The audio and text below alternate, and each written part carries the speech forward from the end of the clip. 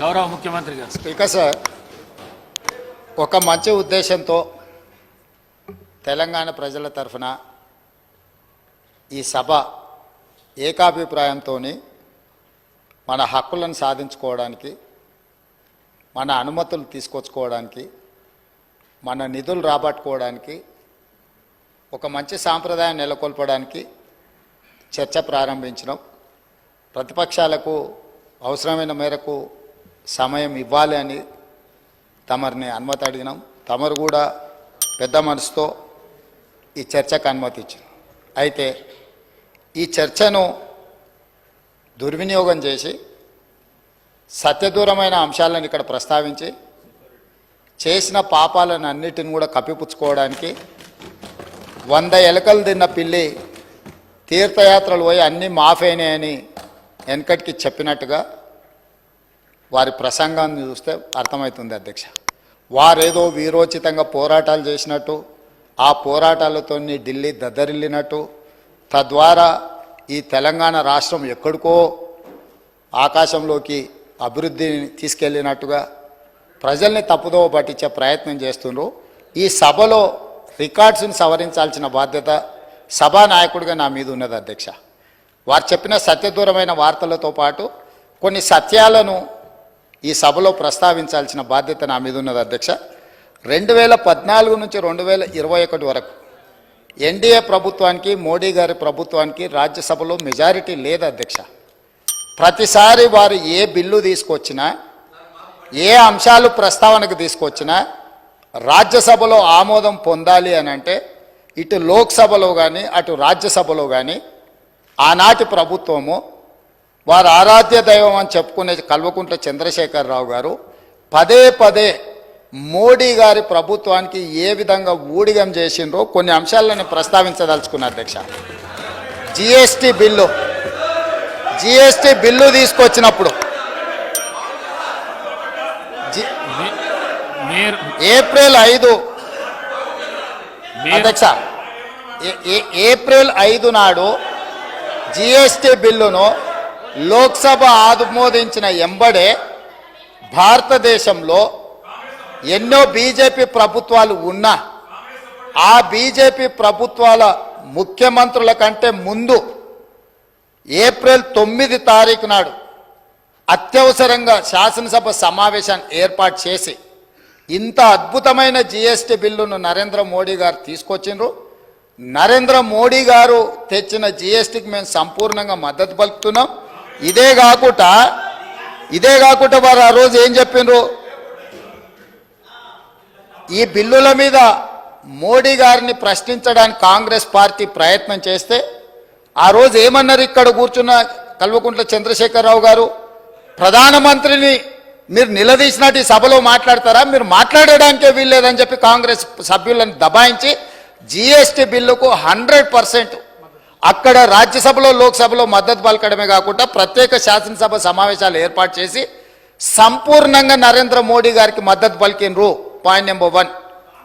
అదేవిధంగా 2018 జూలై 21 నాడు మోడీ గారి కేంద్ర ప్రభుత్వం మీద కాంగ్రెస్ పార్టీ అవిశ్వాస తీర్మానం ప్రవేశపెడితే ప్రతిపక్ష పార్టీలని కాంగ్రెస్ ప్రవేశపెట్టిన అవిశ్వాస తీర్మానానికి అనుకూలంగా ఉంటే ఆనాడు అవిశ్వాస తీర్మానంలో ప్రతిపక్షాలకు మద్దతు ఇవ్వకుండా మోడీ గారికి మద్దతు ఇవ్వడానికి ఓటింగ్లో పాల్గొనకుండా వాకౌట్ చేసి బయటకు వెళ్ళిపోయినారు అధ్యక్ష. అంటే వాకౌట్ చేయడం కూడా మోడీ గారికి మద్దతుగా ఆ ప్రభుత్వాన్ని నిలబెట్టడానికి 2018లో ఇచ్చేసిండ్రు అధ్యక్ష.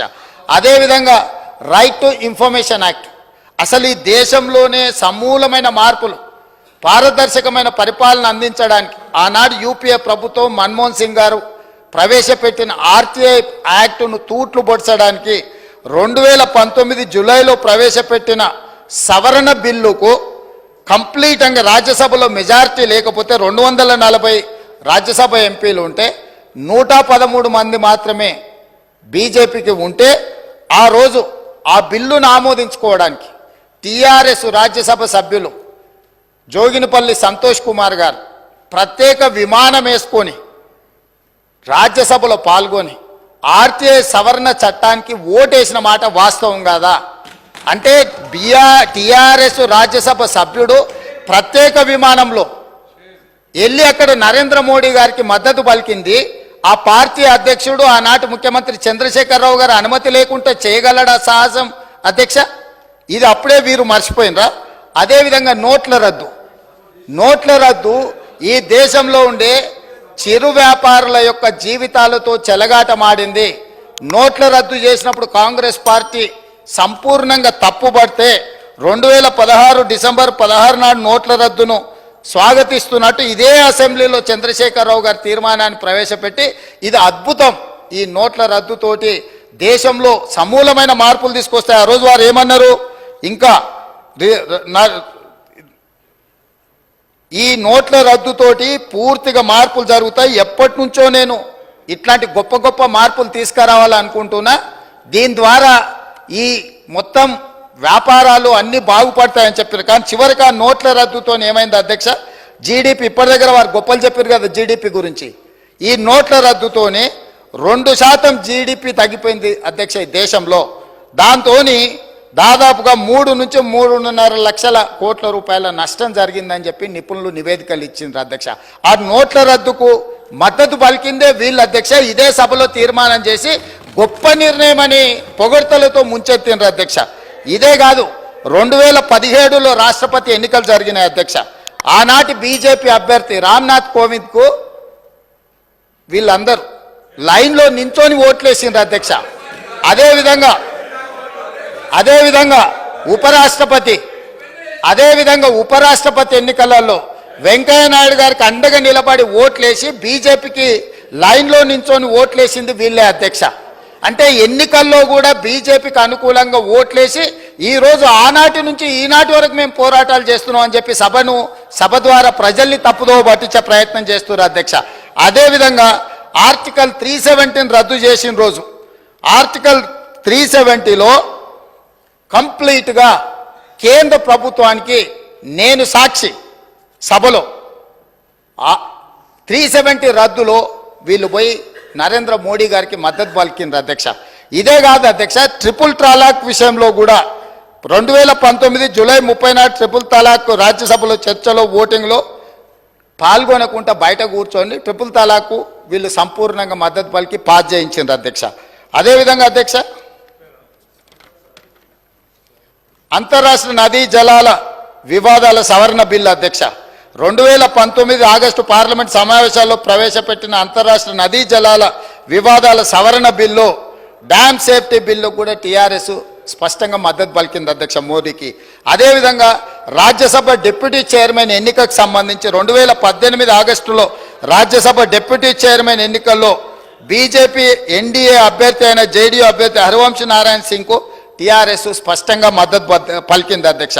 అదేవిధంగా విపక్షాల ఉమ్మడి అభ్యర్థి కాంగ్రెస్ ఎంపీ హరిప్రసాద్ మీద 20 ఓట్ల తేడాతో వాళ్ళు అంటే ఆ రోజు కంప్లీట్గా ఉమ్మడి ప్రతిపక్షాల అభ్యర్థిని ఓడించడానికి బీజేపీకి మద్దతు పలికి ఆ ఎన్నికల్లో టీఆర్ఎస్ వాళ్ళకు అనుకూలంగా ఉన్న ఒకసారి ఓట్లేసిన రెండోసారి వాళ్ళు ఇదే రాజ్యసభలో మిగతా విషయాలలో గైర్హాజరైంది అధ్యక్ష.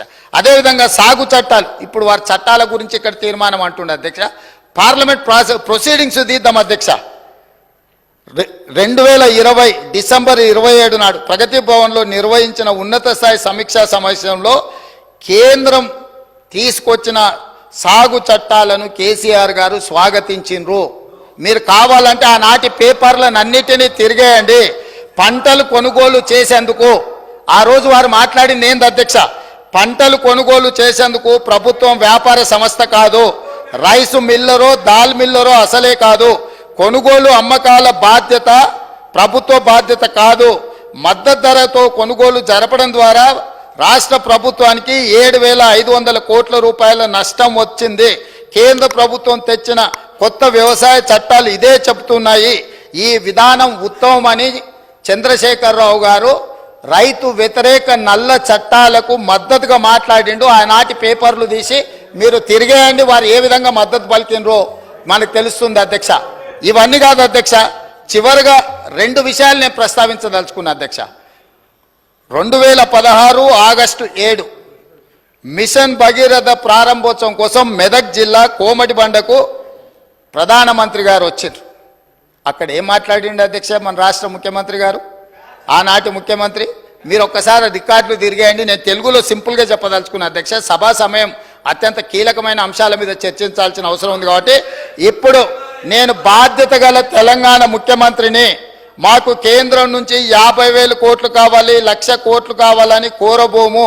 మాకు మీ ప్రేమ, మీ ఆశీర్వాదం ఉంటే చాలు.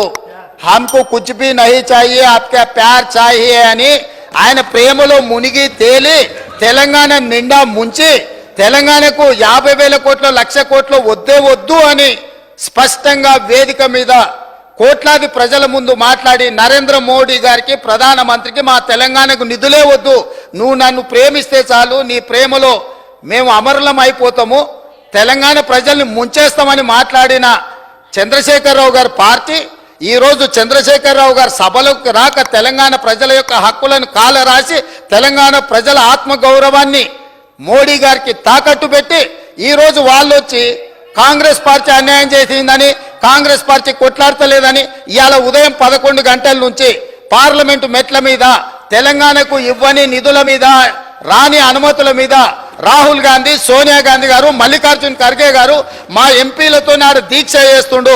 నీ రాజ్యసభ ఎంపీలు ఎక్కడున్నారో ఒకసారి లెక్క పెట్టుకో.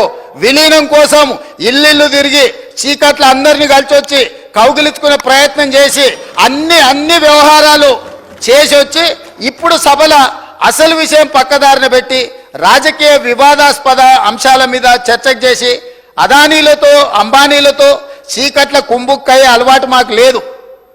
కాంగ్రెస్ పార్టీ ఆల్రెడీ మా మంత్రి గారు చెప్పారు, విద్యుత్ విధానం మీద ఇప్పటివరకు 10 ఏళ్ల పాలసీనే లేదు అధ్యక్ష. తెలంగాణకు విద్యుత్ పాలసీని తీసుకొచ్చి స్పష్టంగా తెలంగాణ రాష్ట్రం ఏ విధంగా విద్యుత్ పాలసీని తీసుకురాబోతుందో ఈ సభలోనే చర్చ పెట్టమని స్పష్టంగా చెప్పినాం అధ్యక్ష.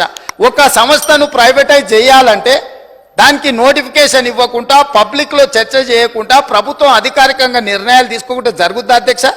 గాలివాటం వార్తలని పట్టుకొచ్చి ఇక్కడ మాట్లాడి గాలి మాటలు మాట్లాడడానికి అధ్యక్ష ఈ సభ పెట్టుకున్నది. మీరు వారికి అనుమతి ఇచ్చింది ఇట్లాంటి మాటలు మాట్లాడడానిక?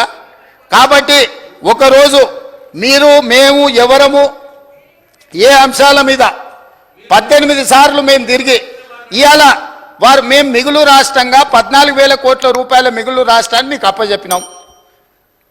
ఆనాడు సంవత్సరానికి 6,500 కోట్ల రూపాయలు అప్పు చెల్లించే పరిస్థితి ఉన్నది.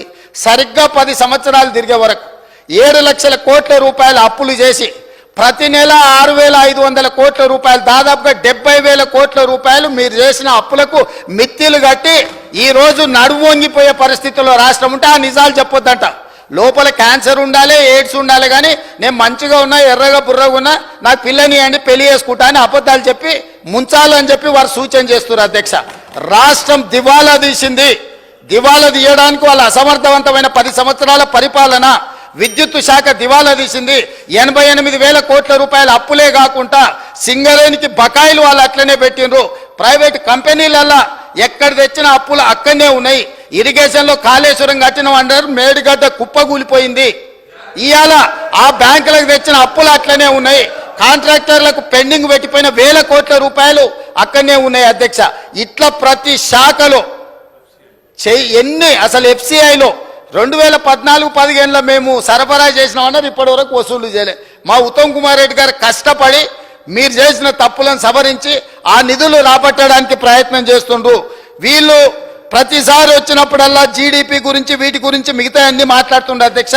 నేను తప్పకుండా ఈ బడ్జెట్ సమావేశాలల్లో ఉన్న వివరాలన్నీ తీసుకొచ్చి బయట పెడతా. కాబట్టి నేను వారికి చేసే సూచన ఒక్కటే, మీరు ఏం చేసిండ్రో చూసినాకనే ప్రజలు ఒక తీర్పు ఇచ్చిండ్రు.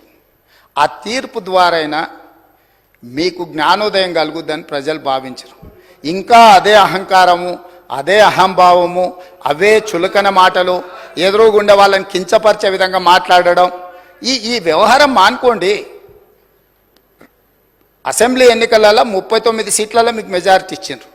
పార్లమెంట్కి వచ్చేవరకల్లా 3 సీట్లకు పడిపోయింది. ఇప్పటి వరకు ఊకదంపుడు ఉపన్యాసాలు మాట్లాడిన ఆయన శాసనసభలో కూడా ఆయనకు మెజారిటీ రాలే అధ్యక్ష. ఆ ఓట్లు ఎక్కడ బదిలీ అయినాయని నేను అడుగుతున్నా. అసెంబ్లీలో డిసెంబర్లో 39 సీట్ల మెజారిటీ వస్తే పార్లమెంటుకు వచ్చేవరకల్లా 39 శాసనసభలలో 3 మిగిలిన అధ్యక్ష. 3 దుబ్బాక ఉంది, ఆ పక్కలో కూర్చున్న మిత్రుడు ఏదో కష్టపడి ఓట్లే ఇచ్చినట్టున్నాడు. ఇవాళ సిరిసిల్లలో కూడా మెజారిటీ కోల్పోయింది. మాట్లాడే ముందు ఆ లెక్కలు చూసుకోవాలి. ఇవాళ మేము 8, మాకు 2014లో 2 సీట్లు వచ్చినాయి, 2013లో 3 సీట్లు వచ్చినాయి, 2019లో మాకు 8 సీట్లు వచ్చినాయి అధ్యక్ష. అంటే ప్రజలలో ఉండి మేము పనిచేయడంతో వరుసగా మేము నెంబర్ పెంచుకుంటూ వచ్చినాం అధ్యక్ష. మీకు మొదటిసారి 12 వచ్చినాయి, రెండోసారి 9 వచ్చినాయి, మూడోసారి గుండు 0 వచ్చింది. గుండు 0 వచ్చినాక కూడా బుద్ధి మారకపోతే ఎట్లా అధ్యక్ష? ఇప్పటికైనా విధానాన్ని మార్చుకోండి, తెలంగాణ ప్రజలకు క్షమాపణ చెప్పండి. మీరు చేసిన దోపిడీ, మీరు చేసిన తప్పుడు విధానాల వల్ల ప్రజలు మిమ్మల్ని శిక్షించిండ్రు. దాని నుంచైనా మీరు గుణపాఠం నేర్చుకొని పద్ధతి మార్చుకొని తెలంగాణ ప్రజల యొక్క హక్కుల కోసం ముందుకు రావాల్సిందిగా వారికి సూచన చేస్తున్నా అధ్యక్ష.